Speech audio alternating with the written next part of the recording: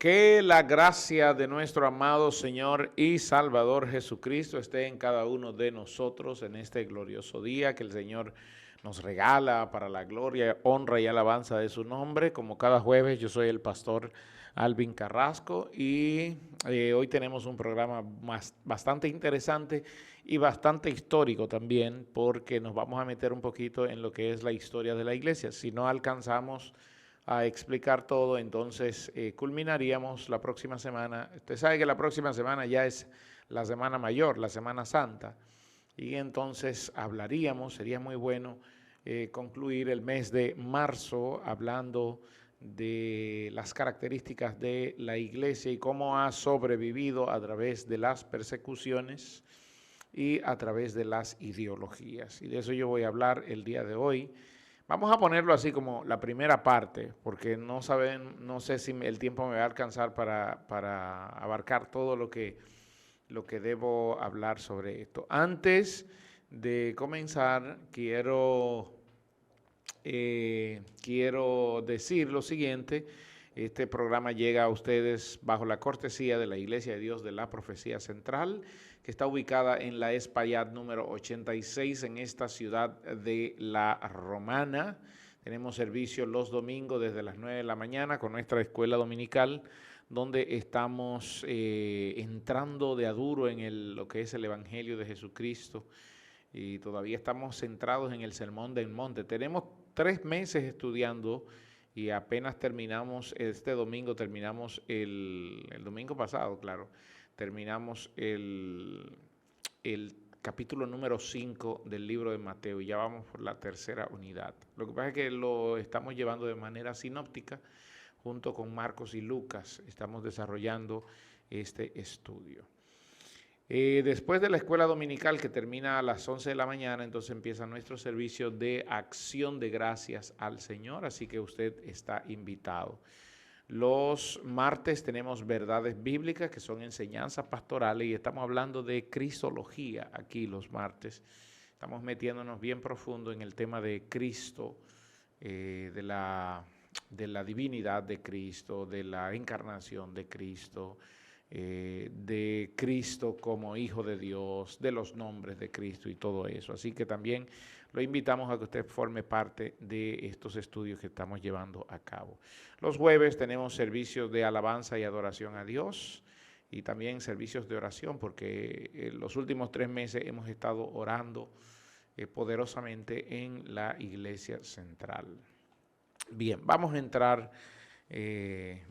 Quiero felicitar a los organizadores de una actividad que se llevó a cabo el pasado sábado en la Alianza Juvenil llamada Pastor, te queremos vivo. Una excelente actividad, excelente actividad. Yo creo que esto debería, dentro del lenguaje moderno se dice retuitear, debería retuitearse en todo el país, porque los pastores a nivel nacional necesitan conocer las informaciones que allí se trataron. Unas exposiciones majestuosas que aportan a la salud del pastor. Así que felicito a los organizadores, felicito a los expositores. Creo que la misión está cumplida, pero no se detiene ahí, la misión no se detiene ahí, sino que nosotros tenemos que seguir invirtiendo en esto y tenemos que seguir apoyando este tipo de iniciativas, amados hermanos. Creo que todas las iglesias y concilios deben apoyar este tipo de iniciativas para que se siga repitiendo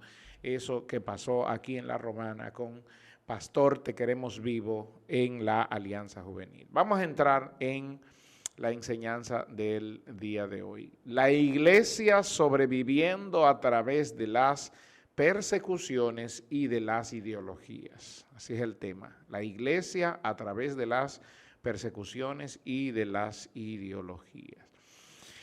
Cuando Jesús habló en Mateo capítulo 16, allí se conoce ese texto como la confesión de Pedro. Si usted lo busca, capítulo 16, versículos del 3 en adelante, ahí Jesús dio una advertencia cuando le pregunta a los discípulos que quién dicen los hombres que es el Hijo del Hombre, versículo 13, y ellos contestan como contestaba la gente de manera natural. Eso era la respuesta que estaban dando la gente. Bueno, unos dicen que tú eres Juan el Bautista. No quiere decir que Jesús era Juan el Bautista, sino que porque dentro de la teología judía se entendía que el espíritu de alguien podía posar sobre otra persona, es decir, las características.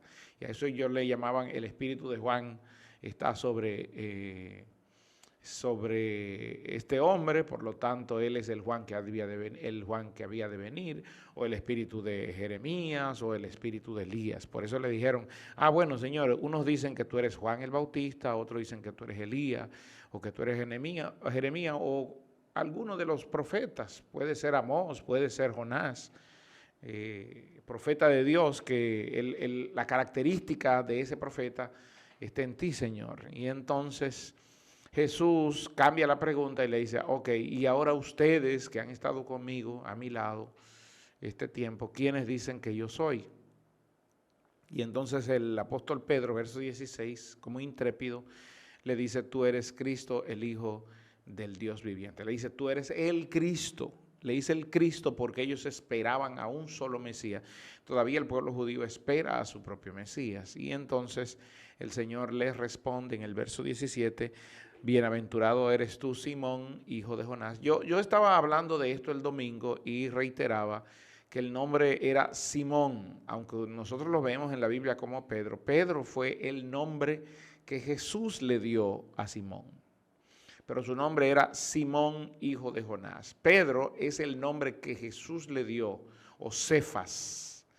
Cefas, la palabra Cefas quiere decir el kefal, o la parte dura, la cabeza, la parte dura, la roca. Y entonces el término griego koiné era Pedro, que significa el pequeño trozo que sale de la Petra.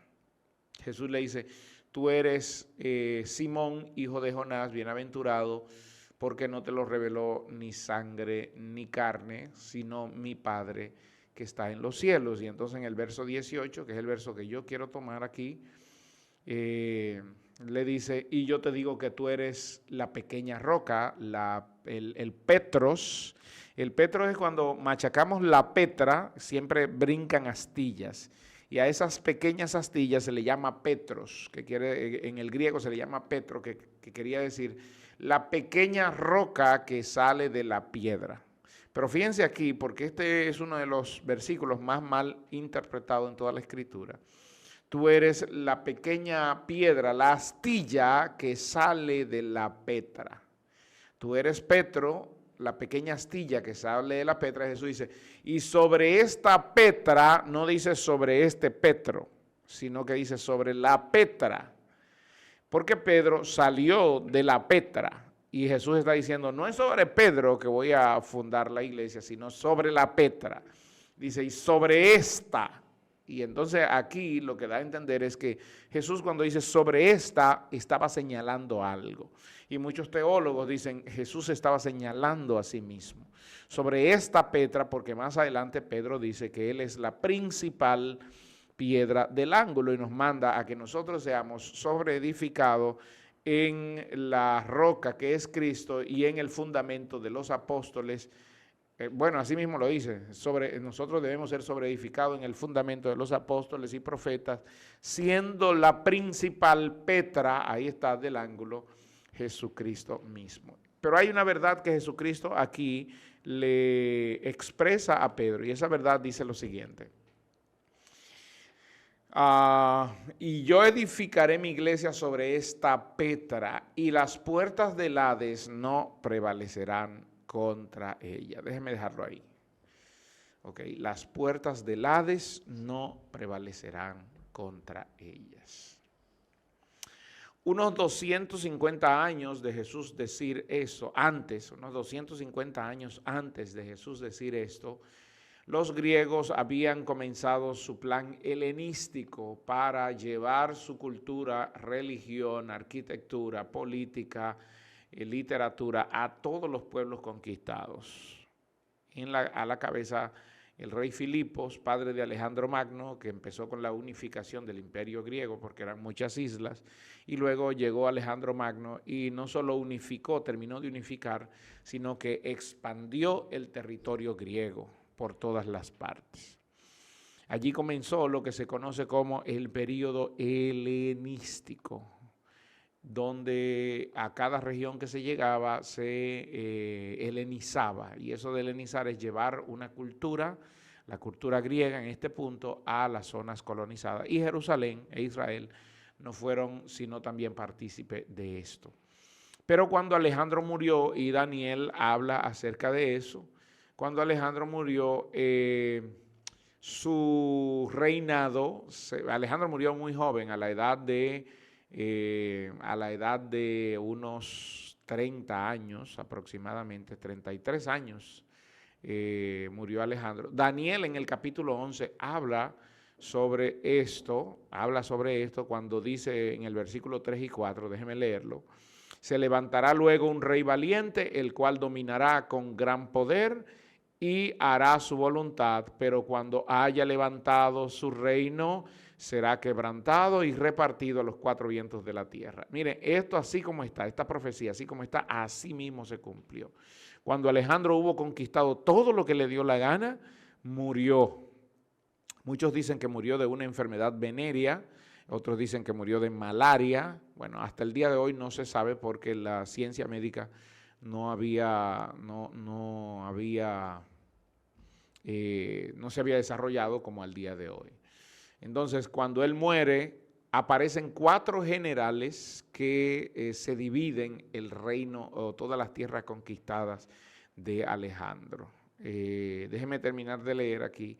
Pero cuando se haya levantado, su reino será quebrantado y repartido hacia los 4 vientos del cielo, y no a sus descendientes, porque Alejandro no se le heredó nada a sus descendientes, ni según el dominio con que dominó, porque su reino será arrancado y será para otros fuera de ellos. ¡Wow! Esta profecía, mire, esta profecía me levanta los pelos, porque es tremenda. Déjeme decirle que después de la muerte de Alejandro Magno, sus 4 generales principales, que fueron Antígono, número 1, número 2, Ptolomeo, número 3, Seleuco y número 4, Lisímaco, lo repito, Antígono, Ptolomeo, Seleuco y Lisímaco, ellos se dividieron las regiones que Alejandro habían conquistado. Dividieron en 4. Hubo otro general llamado Casandro, pero Casandro no quiso territorio, a él se le entregó una ciudad que fue la ciudad de Atenas, y Casandro se quedó en la ciudad de Atenas como rey de Atenas, pero los demás se dividieron todo el territorio. Antígono ocupó lo que era Grecia y la península itálica. Ptolomeo ocupó lo que era Egipto, siendo el faraón de Egipto, y una gran familia muy poderosa que actuó mucho sobre la historia en ese momento. Y de hecho, este general Ptolomeo fue el ancestro de Cleopatra. Por eso Cleopatra, su nombre era Cleopatra Ptolomeo, ¿ok? Luego, fue el faraón de Egipto, y Daniel reconoce como el reino del sur. Cuando Daniel habla del reinado del sur, se refiere al reinado de Ptolomeo y la fuerza que este reinado creció.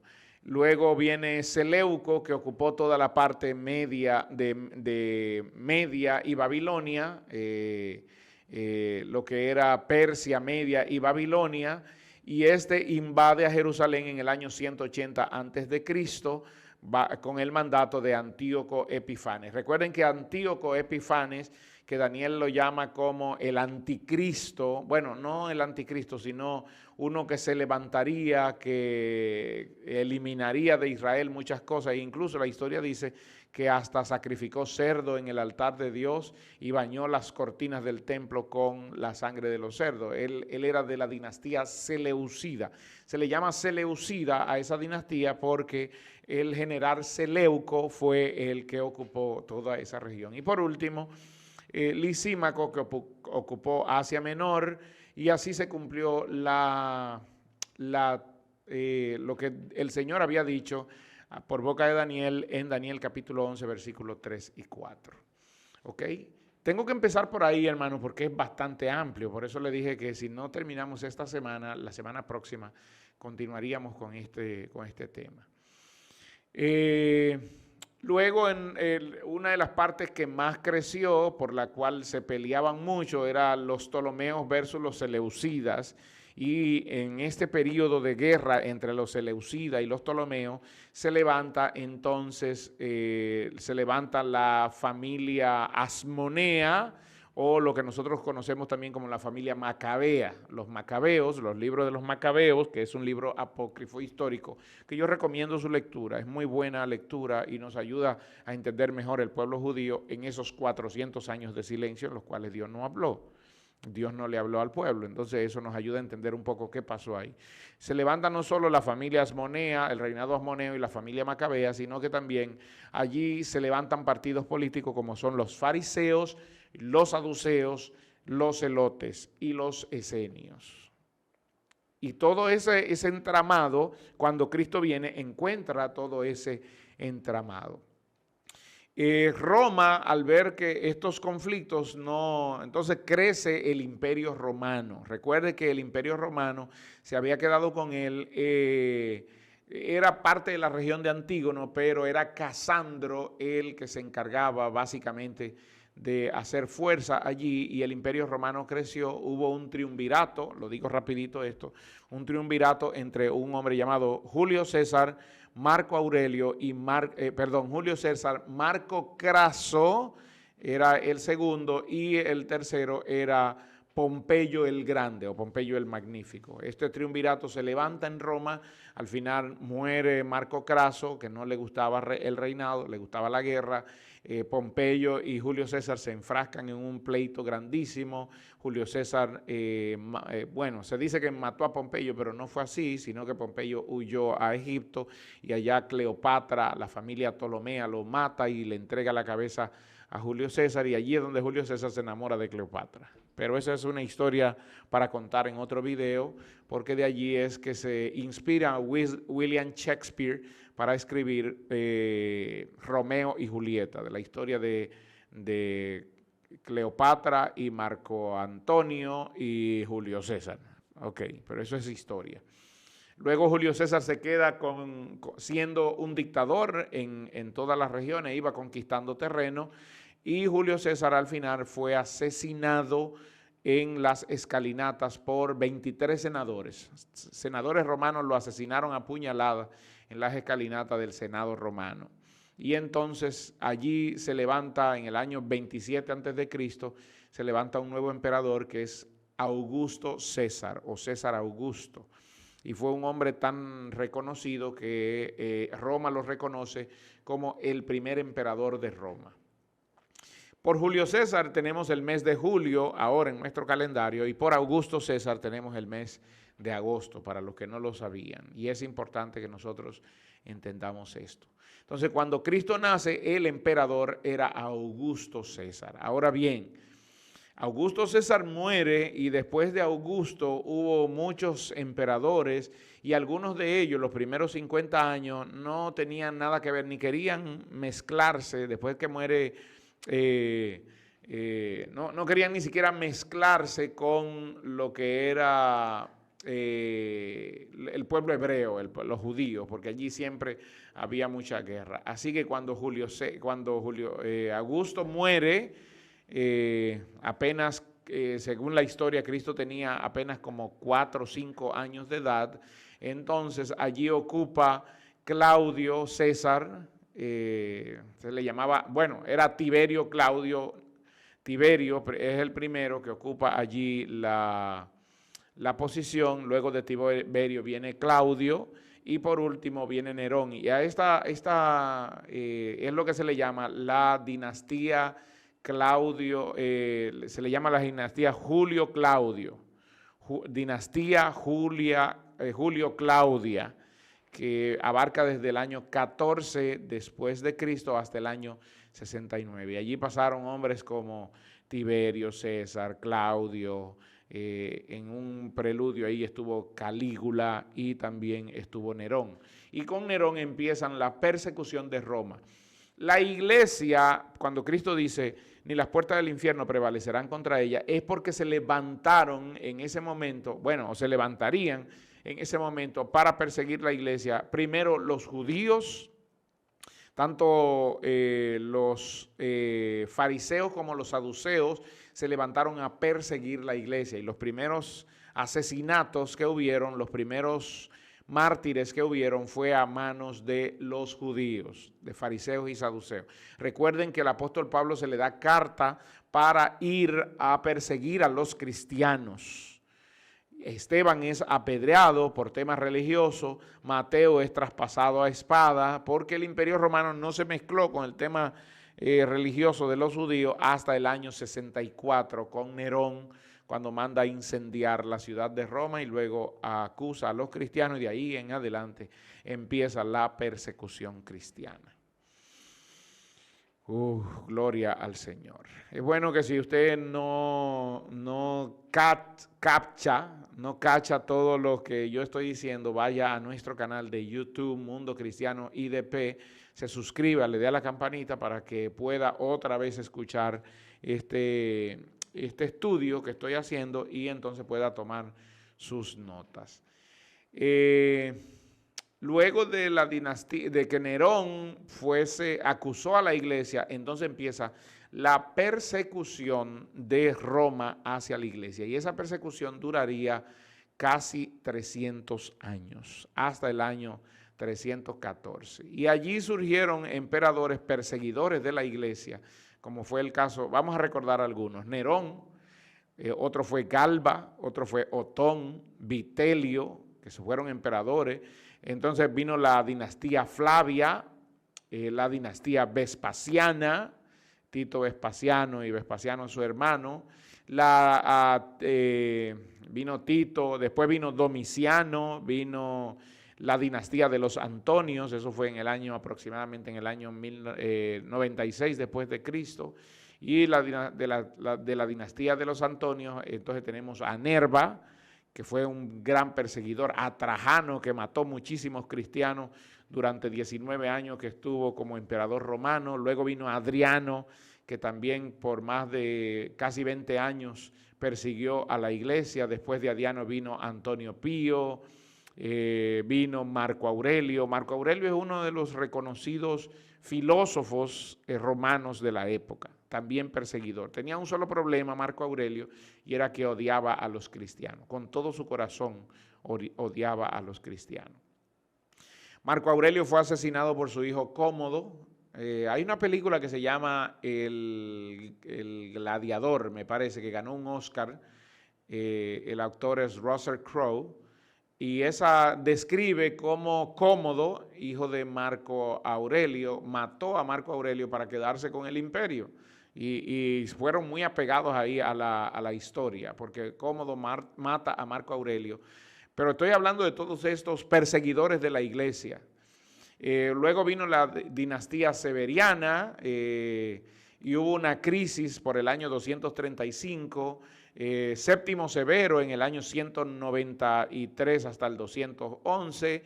Luego vino Caracalla, Macrino, vinieron otros como Alejandro Severo, etcétera, etcétera, hasta llegar a el año 314 con el Edicto de Milán, donde se le ponía fin a la persecución a la iglesia.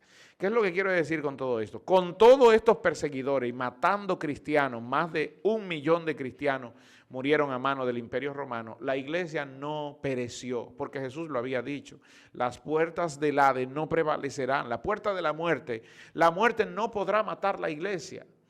Y aún el día de hoy, 2000 años después de que Cristo lo haya dicho, la iglesia sigue en pie y seguirá en pie cuando ya nosotros no estemos, amados hermanos. Así que estemos confiados de que la iglesia prevalecerá en medio de las circunstancias difíciles.